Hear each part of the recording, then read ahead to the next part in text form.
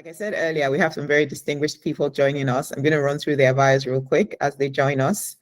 The first person is Ladi. Ladi Asuni is a partner and lead for KPMG's Analytics and Operations Service in Nigeria. His specialty is in delivering digital and technology business transformation services. And he's led like several projects across the continent from that perspective, including open banking. So really excited to hear his perspectives on some of the things you've shared and some of the open questions we have from this group as well. Ladi, please join us on stage. We also have Yinka Oni. Yinka is currently the ED at Sterling Financial Holdings, before which he was Chief Digital Officer at Sterling Bank. He's led like IT functions of major players in the financial services in Nigeria, specifically through Accenture. And he was also the former CTO, that's Chief Technology Officer at Microsoft Nigeria. So Yinka, please join us on stage as well. In addition to him, we've got Paulo Barbosa, who's currently the COO, that's Chief Operating Officer at Banfico, a technology company that provides open banking solutions to banks and fintechs across the globe. So this is literally his specialty. He has an international MBA from IE Business School and is literally an open banking expert with 10 years of experience in the financial services and payment space. So welcome, Paulo. And then last but not the least, we've got Uzoma Dozier, who is currently the Chief Sparkler, that's an interesting title, at Sparkle Microfinance Bank, which is a mobile-first digital bank for the Nigerian retail sector. He was also the former Group Managing Director of Diamond Bank in Nigeria, where he led retail growth for the bank to like 18 million customers, and then merged with Access to go on to create like 29 million customer-focused solutions in the country. And yeah, I think those are the people we've got on today's panel. Welcome, everyone. Do you want to say hi? So I'm sure that we can all hear you correctly. Good morning. Morning, Khadija. Morning, everybody. Good morning, everyone. Fantastic. Good morning, and thank you for joining us. I'm going to jump straight ahead to some of the questions we have, and I'll start with one question for Akin that's just directly called from the presentation he just concluded. Akin, I guess I'm mostly curious, how would you, what do you consider as the next frontier towards the open banking evolution in Nigeria? So the context here is if you think about how NIBSS is uniquely positioned in Nigeria, and then you marry that with the thoughts that you've shared, I'm curious about your thoughts on what you consider the very next thing we can expect to see in the open banking space. Wow. I think that's my reaction to that. Wow. Look, I want to run and give this to the distinguished panel. No, but my personal views, honestly, I think frameworks are being written. I think the guidelines are out. How we deliver, it stayed away from the technical side, right? But I think specifically where we are is in tightening that, right? The next step, and to use the analogies I used, we are still, we're tuning the car. Let's put it that way. We're tuning the car. Now, how it's used, I think that's for the community, right? So the next steps for me that'll be exciting is the car is ready. That literally is the next milestone that I think I'm looking forward to, and then we move from there. Okay, it's super helpful. Thank you. Looking forward to seeing it. I think I'm going to just bring it home a little bit, and I'll pose these questions to Ladi and maybe Yinka as well. But how do you think open banking can specifically empower consumers and businesses in Nigeria today in a way that gives them greater control over their financial data? Thank you, Khadija. Good morning again, everyone. So my perspective on this is that when we look at open banking, today we have significant parts of our market still largely underserved. Excuse me. And part of the factors driving this, it's not for the lack of innovation, it's not for the lack of financial tools already created by bank, but I would say sometimes the people that are currently excluded today would be tied to, the simplicity of some of these services and the focus around creating services that actually allow customers in the underserved markets to access banking services in a very simple, intuitive way for their level of awareness. Now, when it comes to enabling customers, there are different angles today, just like Akin's example, where a customer may have relationships across 3, 4, 5 banks. I'm now talking about the people that are even included. But then how do you pull this together? How do you create that unified view of your finances across different banking institutions? How do you integrate perhaps your financial profile with an investment or asset management company with what you have across 3 or 4 different accounts? Open banking can enable that by giving you that aggregated view, and that's definitely a play that fintechs or even banks can create. Now, for those that are underserved, the question is, how do we simplify the interface for banking? A fintech today can come in and say, you know what, why don't I enable voice and why don't I create a solution for voice-enabled banking for those that may not be as literate? And that can easily be achieved by coupling APIs from banks that have embraced open banking that allows people within this segment to interact with financial services in a way that they are more comfortable with, in a way that doesn't require them to deal with the complexity of interacting with apps or USSD channels, maybe voice-enabled banking, for instance. And that would be one of the ways that I think that open banking can enable different demographics within the Nigerian market. That's super interesting. I think, Yinka, do you have anything to add, or do you have a different perspective from what Ladi has just shared? Not really.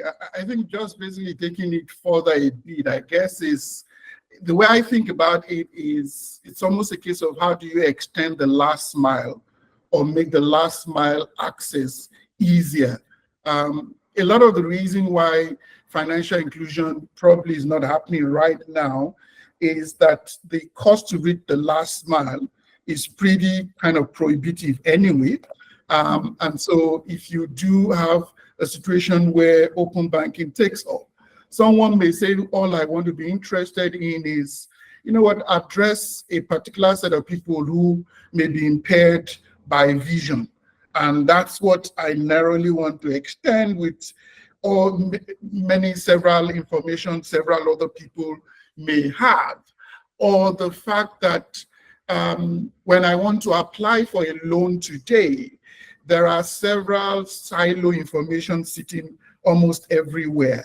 I can potentially almost like be mining those data to be able to just be someone that becomes a decisioning provider to many people who may want to necessarily lend, and maybe take that into micro lending, micro insurance, micro payments, as the case may be. So the way I just think about it is it makes access of the last mile potentially easier because many more people may want to get involved in solving silo problems that big players, traditional players may not necessarily be quick to solve for today. Interesting. Thanks for that. I think that's a great segue into the next question. And I'm going to come to you, Uzoma. Based on what Yinka has said, there are actually a number of opportunities for businesses specifically. So what are your thoughts on the role that fintech startups in Nigeria can play as we think about the innovation and adoption of open banking in the country? Okay, thanks. And I actually like what Yinka said. And what Yinka said was one, information in silos or data in silos, and that's actually the biggest. So you have all these big organizations with great IT infrastructure, but the data is customer data is there, and so that data is filled with customers' information. So I liken it to the fact that So imagine if all my blood was stored in one bank, in one hospital, and I wanted to go to another doctor. I won't be able to do that because I'm actually been hijacked by the first doctor that actually gave all my information. But blood is information. Now today I can just go to a doctor and he just takes my blood and then he give me a diagnosis. I can go to any doctor, so I'm not beholden. Now, if I've banked with, let me use my old bank, Diamond Bank, for 10 years, Diamond Bank has all my information. And so if a new organization comes that has better services, better ways that I want to do things with, right? And they can take decisions based on the data that I have, they won't be able to do that. I actually have to now build a relationship with them for the next 5 years, before 3 months, before they say, okay, you're worthy, I can take a decision. I can take an informed decision. Data is about taking decisions, quality of data. What open banking does, it says, like it's taking the power and giving it back to me and says, I can bank with you for 2 hours, and if I don't like you, I can go to somebody else, or I can go to something new and do that. So that's one. So it just takes the power. So it now forces organizations to treat customers better, knowing that they can leave. The reasons why people don't leave banks is because you have my data, and you can take a decision, and you can decide whether you want to give me or not. And that's why a lot of small businesses today have not been able to. They've been very loyal to their banks, and the banks have not been loyal to them. The banks say, listen, I don't have enough information, and the cost of trying to get more information to take a decision to lend you like the corporates is not enough. And for you to do that, you have to get one of the 4 big auditors before I can do that. And if I'm a small business, how do I do that? No chance for you. Secondly, so it inhibits innovation by the bank. You will see that once open banking starts, it will unlock all that data, because now banks with resources, so I'm thinking of the traditional bank with a lot of capital, a lot of resources, will be forced to be innovative or else they will lose their customers. Second, I think the second stage, the opportunity is beyond the financial data, is the non-financial data. Now, that is where you now have really open competition. Because, for example, if I take, for example, flour mills or Dangote, they have a lot of information on their suppliers or their distributors. Now, if I now take financial and non-financial, and from a banking perspective, there are 2 criteria to lending: ability to pay and willingness to pay.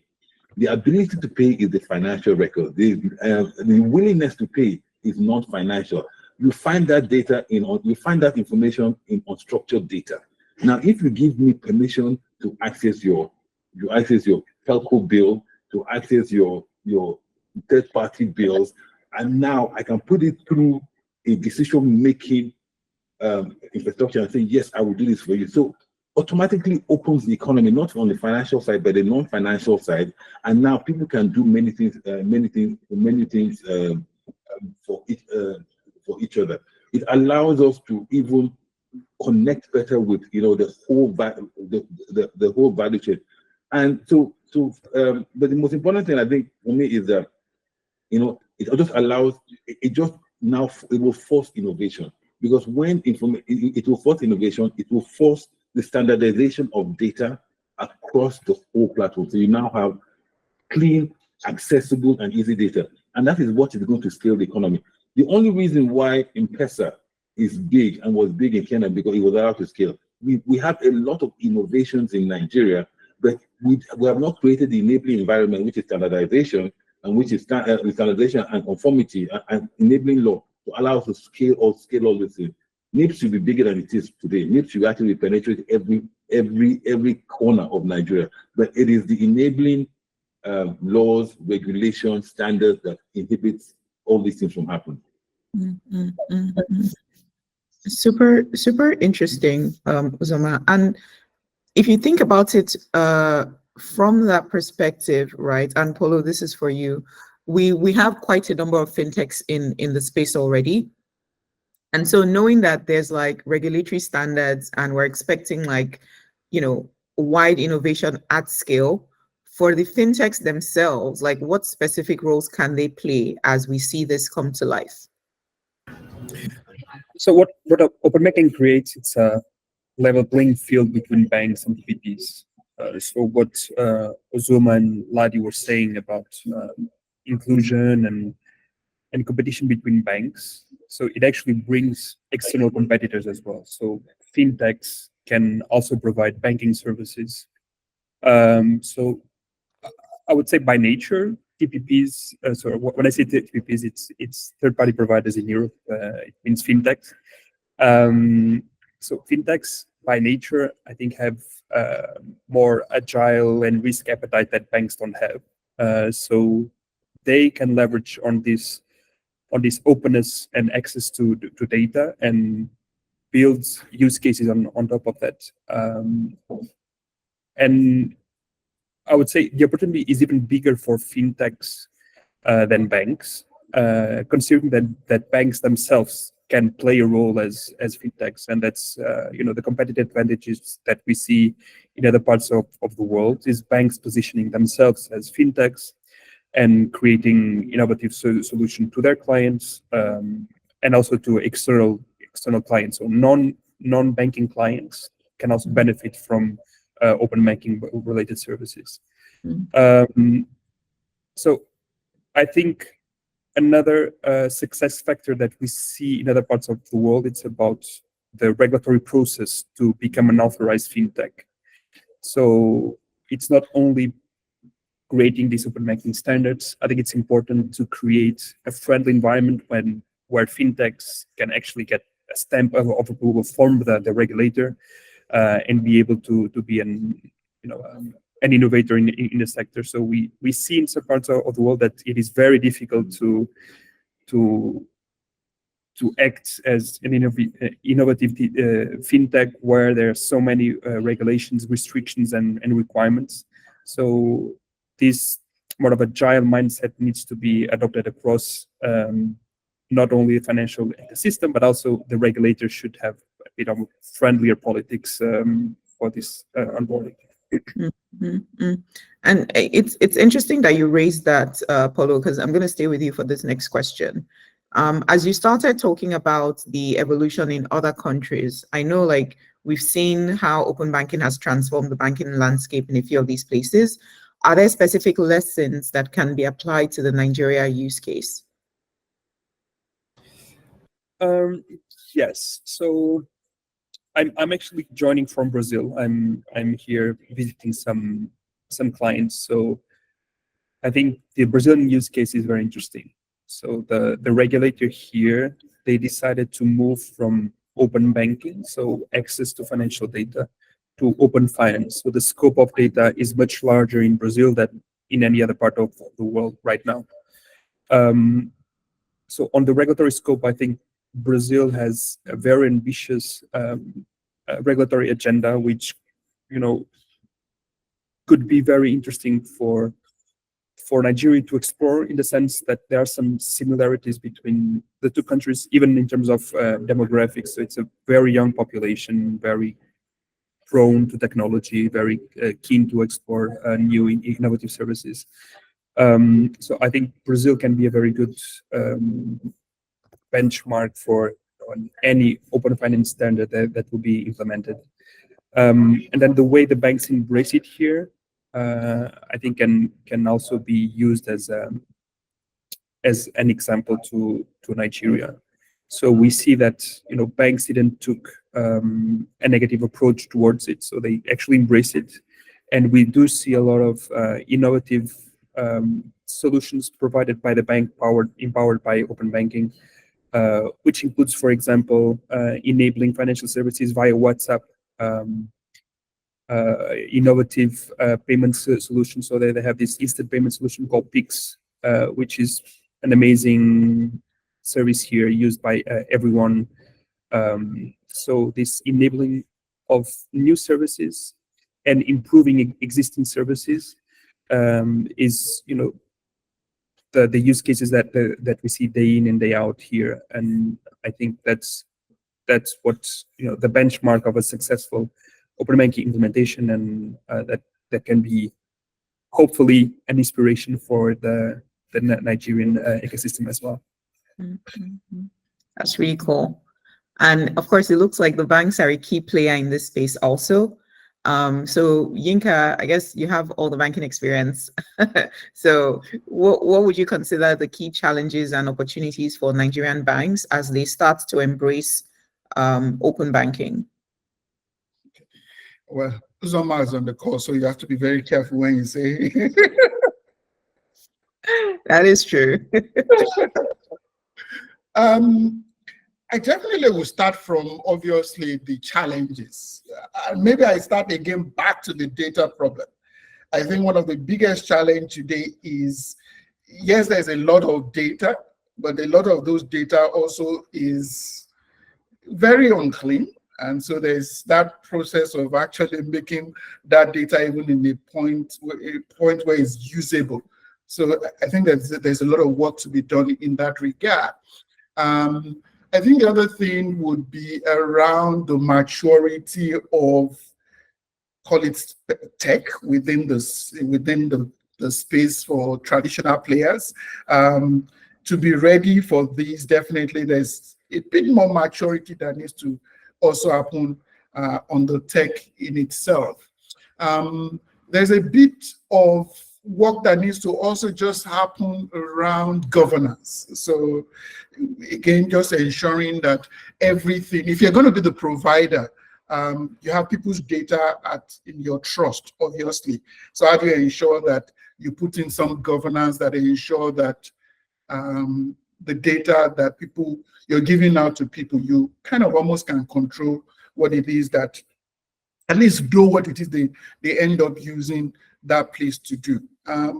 There's that also big elephant in the room around security. So I think that we all need to generally address the fact that there's a bit more maturity that also needs to happen around security and just being able to be able to ensure that we don't put all of ourselves in trouble, as it were. And then just addressing resilience about the infrastructures that power, quote and unquote, every of these things.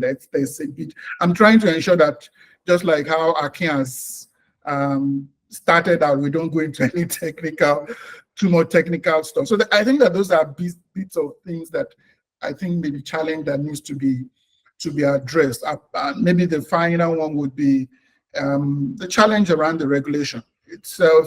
There's the clarity and maturity of what needs to happen with that piece of regulation itself. I think we need a landing around that. Some foundation has been done, but there's a little bit more landing that needs to happen around that so that everybody has clarity about what is required. The opportunity are enormous. Someone said fintech stands to benefit the most. I actually think that banks, if they prepare themselves, have a lot more to also benefit. Take, for example, we all have a requirement to meet some loan to deposit ratio. The reality is that we do not end up able to meet those ratios because, just like how Uzoma had rightly said, it's not enough to say someone has the capacity. The person may not end up paying, and those information of making a decision of whether that person will pay may be something that you just don't have the information. And so sometimes there's so much more lending that is possible that you will just not be able to do. I see so much opportunity in newer territories that we can start to get into. Paulo spoke about the opportunity of finance beyond banking. There's so much thereabout. I mean, invoice discounting can be a lot more seamless than what it is today.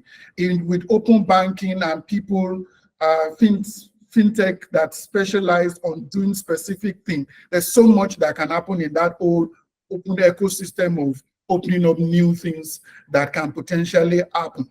Insurance, I think we're just scratching the surface. Who says that I cannot micro insure a transaction as opposed to the traditional assets that we're used to insuring? So we may just open newer play for insurance that may not even be there today. risk-based pricing. I definitely can do a bit more creativity about risk-based pricing, again, with open banking. Or even when we say payments, we say, oh, we seem to have flooded this payment space. But there's so much more that is potentially possible with payments that we have even not started to unravel, as it were. So I see a whole more opportunity and a way where we can expand the pond as opposed to be the small space that we're all fishing in. And of course, yes, there are cautionary things that we need to worry about, that we need to address to ensure that we can then take advantage of the opportunities that lies ahead. Thanks a lot for that, Yinka. I think you've laid out the different levers to consider very well. And while we're on the topic of banking, I'm going to come back to you, Zoma. I think I'll be remiss if I didn't. Considering the data sharing aspect, right, and how today banks are primarily the custodians of this data, what are like the security and privacy considerations that, you know, come into play as we start to think about open banking, and how can they be effectively addressed specifically in the Nigerian context? Yeah, for me, those are not the issues. Those are the issues. Those are the protectionist topic that people talk about. As far as I'm concerned, your data is safer in the cloud than it's on-prem. Because on-prem, somebody can just go and pour sugar into the system, and that's it, right? So you have high operational risk. So you're dealing with operational risk and technology risk, right? So you find that most data today, and then from an operational and sustainable business perspective, when you had COVID and when you had lockdown, people who had all the infrastructure in the cloud were actually felt paper. So you didn't actually need to actually physically visit it. Secondly, just to add to so that security, the banks already are custodians of value. Their business is to keep your information, your money safe. So data is just another extension of it. It is the same. So they already have, and why banks are actually traditional banks, let's separate them. So Sparkle is digital, then you have a traditional bank. Now, why traditional banks are important is one, they've been around for ages. So one thing that they do have is trust. Trust is a key element in financial services. You must have that, right? So, they have a lot of capital already. They have a lot of capital, so they can deploy these resources to really unlocking, first of all, cleaning, unlocking, and providing those services to the market. Now, why is this not going to happen in a very long run? So you have talked about legacy systems, right? But the biggest legacy system is actually the cultural legacy, right? Banks in Nigeria today, when we started off, when the new generation banks, who are old generation now, started off in the early 2000s, we're focused on commercial banks, right? So commercial activities, commercial businesses as well. So we understand, banks today understand the journeys of corporate and SMEs. They do not understand, the leadership do not really understand the journeys of small businesses or individuals. And a simple example is today that if I go and ask 10 CEOs, right, how many times a day they use their digital app for consumers, for the one that they give to consumers, you'll find that they don't understand it. So they hardly ever use it. They hardly use it. So it's going to be very difficult. So first of all, you must understand the customer's journey before you now start understanding how you can be innovative, how you can change. Now, unfortunately, traditional banks are not wired like that. They do not pay. So and then if you look at, and if you just, all you have to do is go and look at, the reporting, the reports and the dashboards that leadership gets in the day. The metrics that you will see, right, in a retail organization or a digital organized bank will be completely different from what you will see in a bank. You see your good old, the dashboard haven't changed as well. So until you start looking at that change, right, and then you will find that it is not just about the security, it's not just about even the security element, right? Because the businesses have changed, technology has changed, and the security is still, they're using the security of all processes as well. So, which is better? But the most important thing here is that you're trying to protect your data. Your knowledge of your data is the concept of what is secure is definitely not on-prem. It is actually in the cloud. And until you change, and the feeling, the concept is that if it's in the cloud, it's not near me. But if it's in my branch or if it's in my corporate headquarters, right, I feel safe. I see, but people, and especially when you now consider that even your talent that you have today are not staying, they're actually leaving. You have a great Japa effect. So that great IT person that you have today is going to leave tomorrow. So security now is actually, you can now redefine what is security. Are you going to have the same resource today to make sure that infrastructure is still safe? So it requires a paradigm shift, right? And so I believe that the new way, the whole idea of technology advancement is to make systems more secure. The reason for going to cloud is to make it more secure, to make it more scalable, and make it out of the reach and more transparent. So whoever walks into this room or works or changes something in the system, you have an audit trail to see that. So today, I think digital organizations that have cloud infrastructure, that have put the right governance in place, are actually more secure than organizations that are on-prem and are relying on human beings, right, to look after those assets, right? And they look after those assets. So that's my view of security. Mm-hmm. Very interesting. And what you said at the beginning really resonated with me, because half the time when these conversations come up, one of the biggest questions is like, oh, how do we ensure like data is still secure? How do we ensure that we're not exposing our customers to just anybody? So hearing you talk about it from the perspective of, we're already kind of in this space already. We already have cloud services. We already have services we're exposed to third parties, So just scaling that, leveraging the same systems, continue to stay on top of what's happening, have audit trails to determine who's doing what, should more than cater for that. So yeah, thanks. That's a very interesting perspective. I'm going to take it to maybe some of the key sectors in Nigeria today, and we can hone in on e-commerce. So Ladi, I'm going to come to you to say, how can an initiative like open banking drive innovation and growth for a key sector like e-commerce in Nigeria? All right, thank you, Khadija. When we talk about e-commerce today in Nigeria, part of the limiting factors would be the economic constraints. Excuse me, a lot of the developed markets that we often look at, the e-commerce, general retail business has largely been driven by access to credit, right? And when you talk about open banking, I see the potential to unlock, on a larger scale, access to credit, through initiatives like, buy now, pay later type initiatives. There can be better collaboration between fintechs, banks, and even the e-commerce platforms to create a more integrated system where the customer's data, information about the customer, can be used to create on-demand credit, that would help to boost the volume of transactions, access to credit. And the ripple effect of this, of course, is the more thriving e-commerce segment in Nigeria. Extending it beyond banking is also what we've seen. I think some of the e-commerce platforms in Nigeria are already practicing this, where you can begin to integrate access to other financial services like on-demand insurance. As you buy, you're buying insurance at the point of checkout. These type of capabilities are best enabled by open banking. And, I want to dial back a bit just on the security concerns.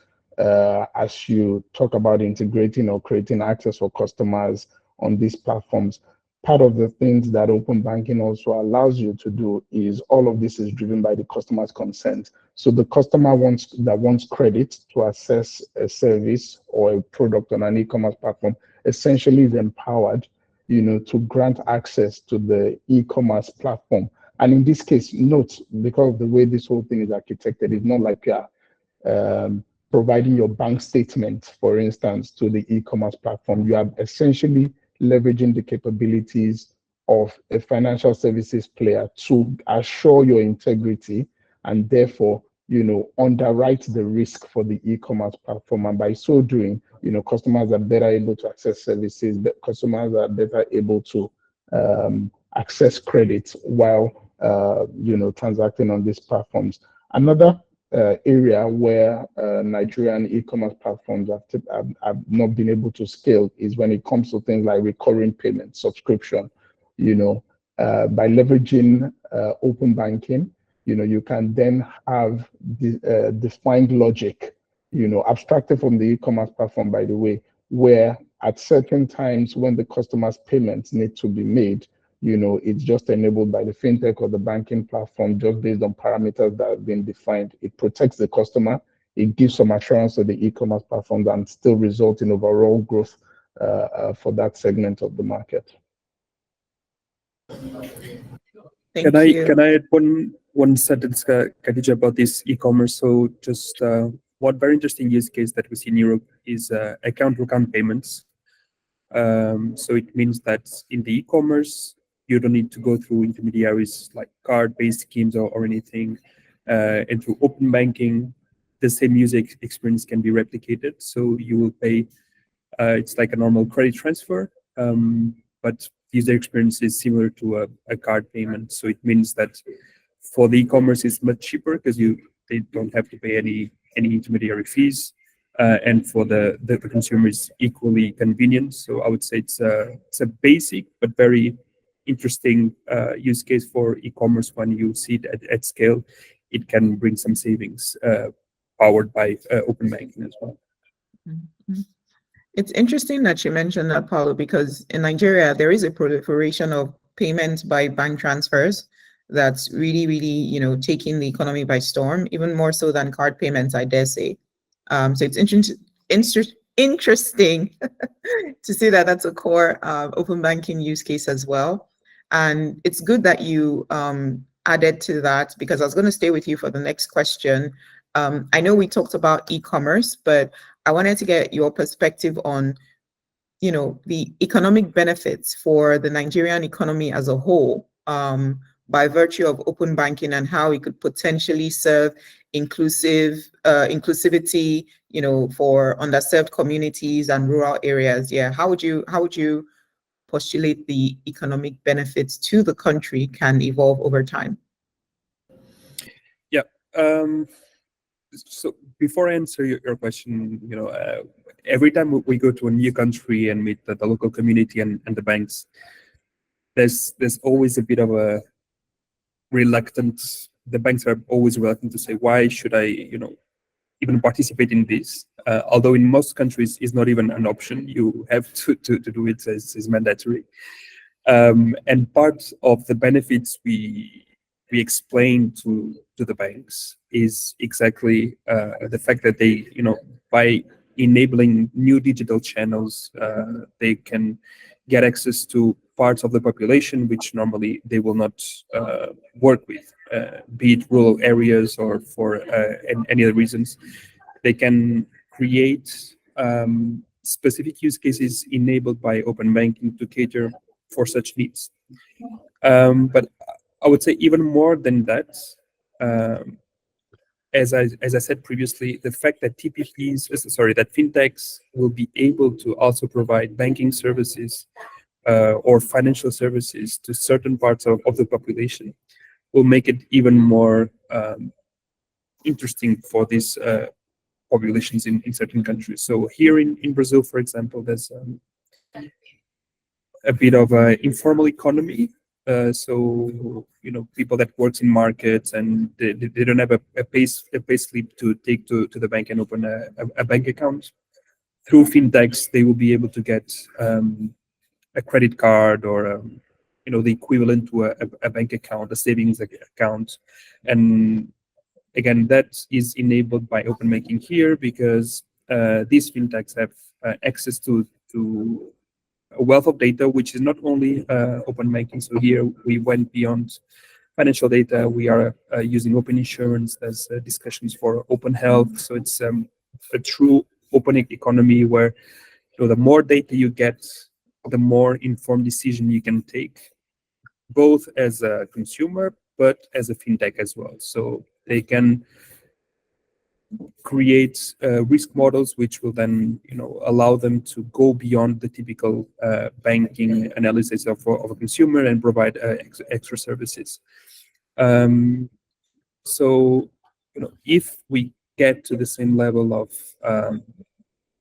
data access in Nigeria, I think fintechs will probably be willing to explore this in such a way and bring more and more services to rural areas or unbanked population.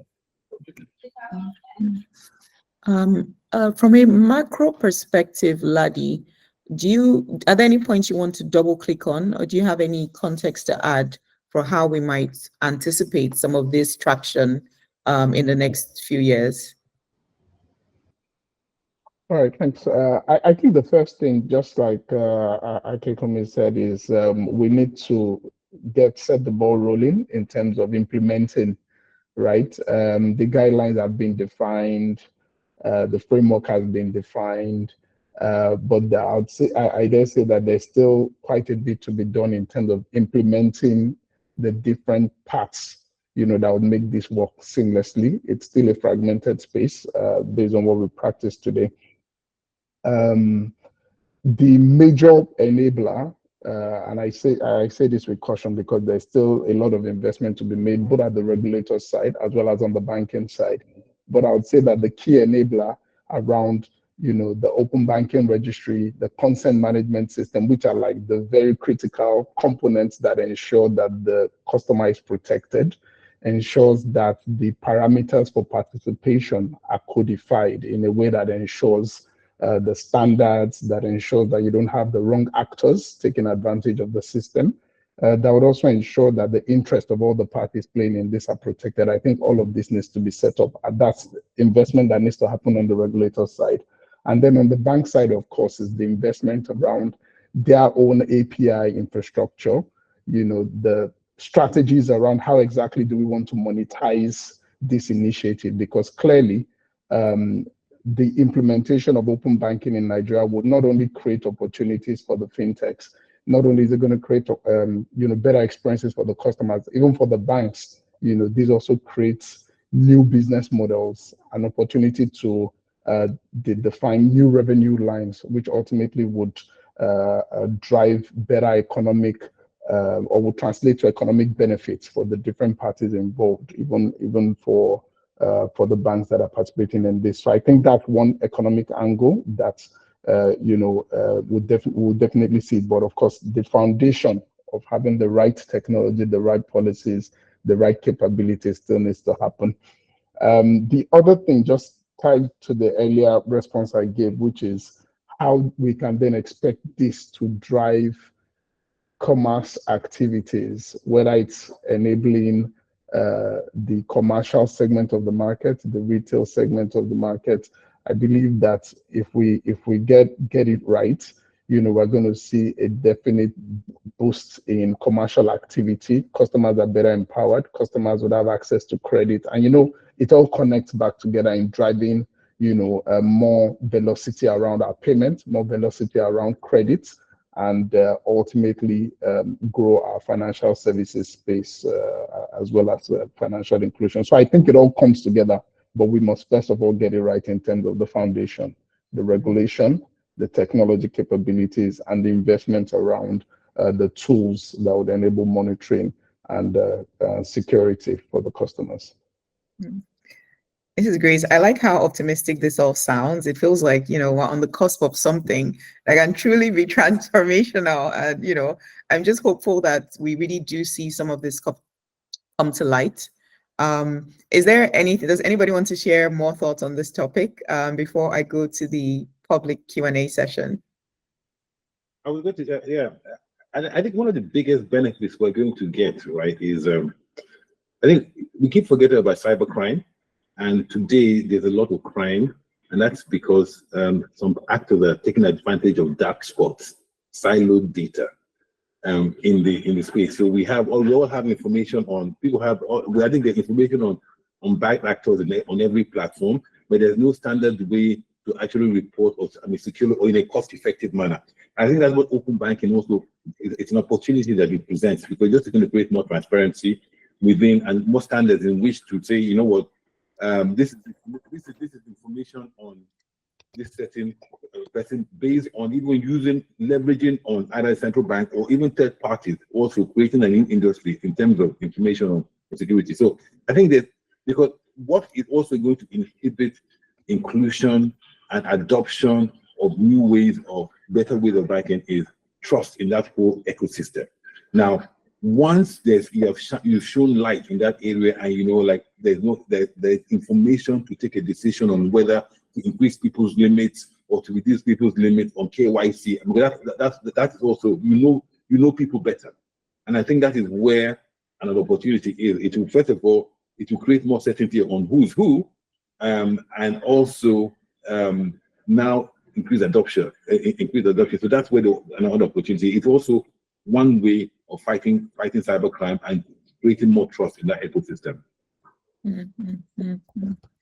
Because as they say, like, while innovators aren't sleeping, the cybercrime perpetrators are also not sleeping. So yeah, it's something we all have to be mindful of. But yeah, amazing. Sorry, go ahead. We have moved from the vault. We don't attack vaults anymore. We attack people's IT systems. Yinka will tell you that. Which is less risky. You're not worrying about getting shots, at least in real time. You can take away. You can carry more. There's a limit to a vault. There's no limit. Khadija is more dangerous, so it's existential. Well, it's more dangerous to the people being robbed, But if but I actually think that Uzoma is right on the point he's making about what this can even do about us being able to kick out bad actors within the ecosystem. I think that typically if somebody has done something, say in my bank, chances are they've done it 2 months back in some other places. The way we kind of bring all of this siloed information together definitely will let us be able to police the ecosystem in a more healthy way. And fraud management tools will probably even work better than what they are doing today, because I can then have data points from many places. Just line. Yeah, exactly. And as opposed to relying on just your own single source, on the like, ideally you'd be limited by the access you have, the data you have, but imagine the level of innovation you can get to, and the level of coverage as well, if you have access to pretty much everything that there is out there. It's a question of balancing the risks with the rewards, I think. And it sounds like the rewards can potentially outweigh most of the risks, But yeah, thanks so much. That was really, really helpful. I'm going to go to the Q&A now. We have quite a number of questions for the audience. I'm probably going to direct questions to specific people, but feel free to jump in as well if you have additional perspectives to share. The first question, interestingly, is for Nibs. Is Akin still on? Yes, I'm here. Okay, fantastic. Welcome back. So somebody wants to know how much of a role Nibs will play in defining the technology for open banking. I think Nibs can be seen as a collaborator as well, but it's a key role, I would imagine. I don't think any one institution or player it's not something you do in a silo. It's the very opposite of the siloed thinking, right? Where obviously there's frameworks that we can learn from. There's Brazil, there's UK, and so on and so forth. And I think there is a specific role that Nibs wants to play within that framework. Talks of a registry. I'll leave the definition of that to others. But in defining the technology itself as to what the compliance will look like, what some of the I'll call it the leeways will look like, right? How quickly things must respond before they're considered disabled or bad, right? I think there's a lot of ecosystem conversation to be had. So in terms of a role, I would say today we're looking at playing the role of the registry, but that's just a part, so the question being, define the technology, that entire definition, I think an important role, but we're one of many. There's room for the banks, the regulators, even the fintechs, to be honest, if we're going to get this right. So yeah, exactly. There you have it. Nibs is the collaborator. Is a collaborator rather, and not gatekeeping anything in the open banking space. Thanks for that, Akin. The next question, people are actually naming the people they want to answer their question. So Yinka, this one is specifically for you. And the question is, there's a concern by fintechs that commercial banks don't want open banking and are frustrating it from going live. And he wants to know if you can confirm whether that is true or not. Let me answer this from a Sterling Bank perspective. No, but jokes apart. I think that yes, anyone would probably be territorial. It's normal for the human nature to be territorial. But then again, we've all seen, even without open banking, the potentials of what is possible with partnership already. And if you work with a bank on anything today without open banking, you can see that the gestation to time to market can almost erode all of the value of what the partnership may be. In other words, with open banking, you probably get to market faster. You will get to market faster because those standards exist. And definitely the opportunities and upside of collaboration and partnership far outweigh wanting to go and play it alone. And I think almost everybody is seeing that already in the market space. And I think that if you did a test maybe 5 years from now, that would have been affirmative. I want to just defend this stuff. But I think increasingly you're seeing that people are seeing that there's a lot more value from actually being more collaborative and being able to partner. And I think that's what's playing out. At Sterling Bank, definitely we see that it makes more sense to partner, and definitely that's the way we want to play it.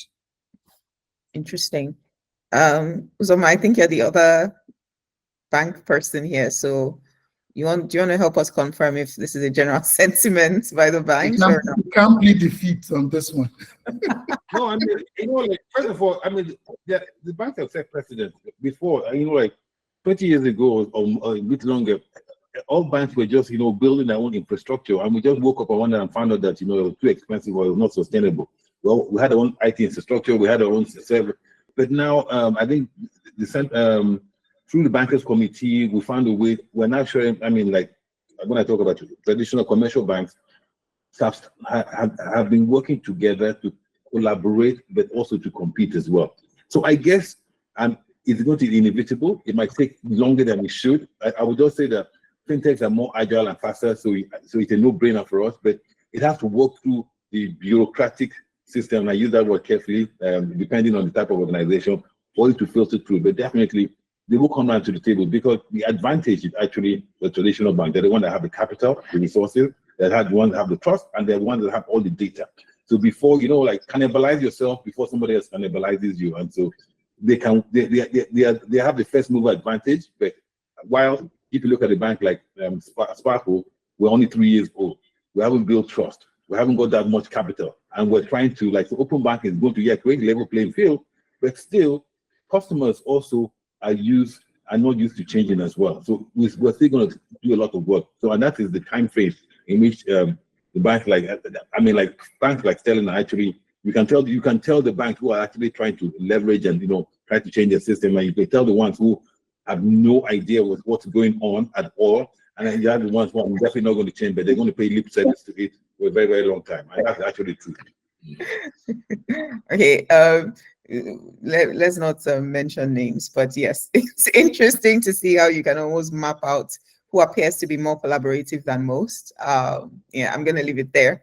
The next question is specifically for you, interestingly enough. And Moshood wants to know what the implementation strategy of the open banking guidelines as released by CBN is, given the competitive nature of the players, particularly the banks. Who is that for me? Yes, he says, my question is to you. Well, I'm not.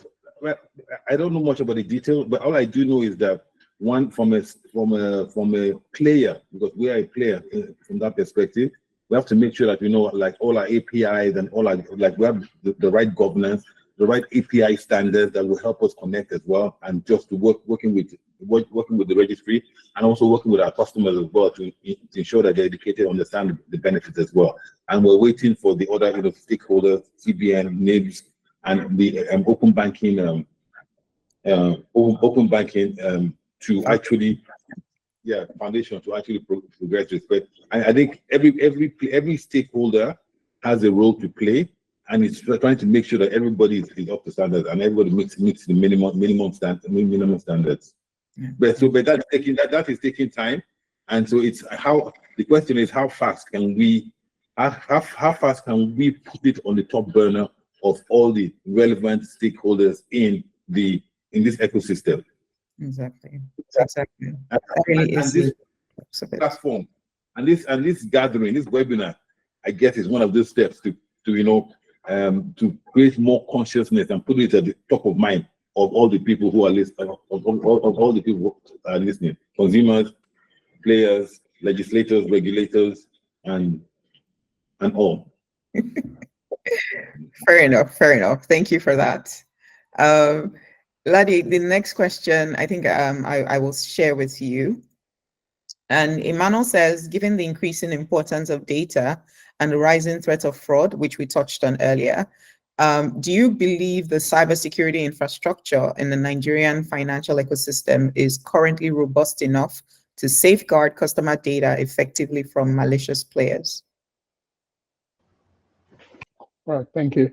I think when it comes to cybersecurity, right, I don't think there's an end state, right? It's something that would have to, as an industry, continue to improve on. And I think it was Uzoma that said it earlier, that part of what open banking ultimately does for us is the transparency. Today, different banks manage the information, around their cybersecurity hacks or incidents, in a way that may not necessarily be as open.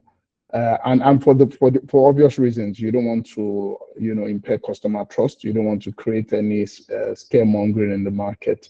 But part of what I believe that open banking would enable for us is that if we define the parameters through which participants can get into the ecosystem, I mentioned earlier the open banking registry, which I think is the role that the regulator has to play, defining the parameters for who is able to access this common infrastructure.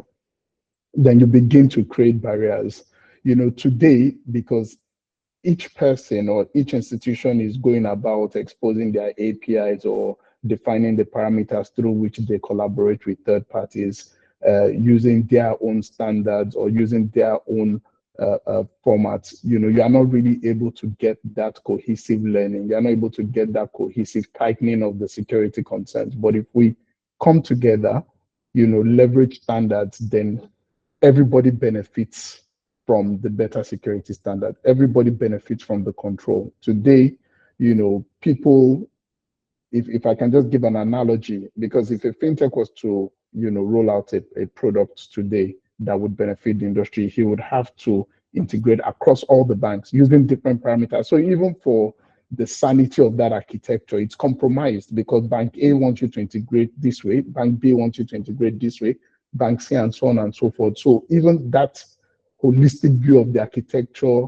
the loopholes, those oversights, become a bit more prominent. But if it's standardized, then you can be sure that, the security architecture can be scrutinized, can be hardened, and everybody benefits from it. So I think it's a journey. We are not yet there. So if I see the question correctly, it's saying that is it sufficient enough?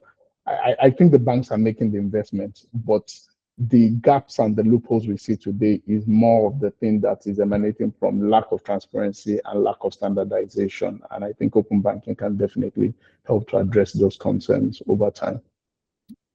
So we'll just say amen to that. I'm coming to you, Paulo, for the next question. Samuel wants to know, he says, given the rapid evolution of open banking regulations globally, how can financial institutions ensure compliance while also fostering innovation and maintaining a competitive edge? There are three things at play. It's like the financial institutions comply with open banking, but remain innovative and competitive. How do you think they can approach that? So for the regulatory compliance, I think players like us. That's the benefit of using services like Benfica for regulatory compliance, is that we take the burden out of the bank to be compliant with the local regulation, which, by the way, is not a one-time exercise. So in most countries, the regulations will evolve and will require continuous technical work, integrating new APIs for new data. And we take that burden out of the banks, and then the banks can just focus on how to leverage the open banking opportunity in a more innovative way. Which of course we can support as well, but then they can focus on the end customer services and how to improve those. But that's a good point, because regulatory compliance can be very complicated. So we have bankers on the call. I will let them share details on that. But in some institutions, there are technology constraints. There are legacy systems which are really hard to handle. So I would say partnerships are key in everything related to open banking, even for this regulatory compliance. And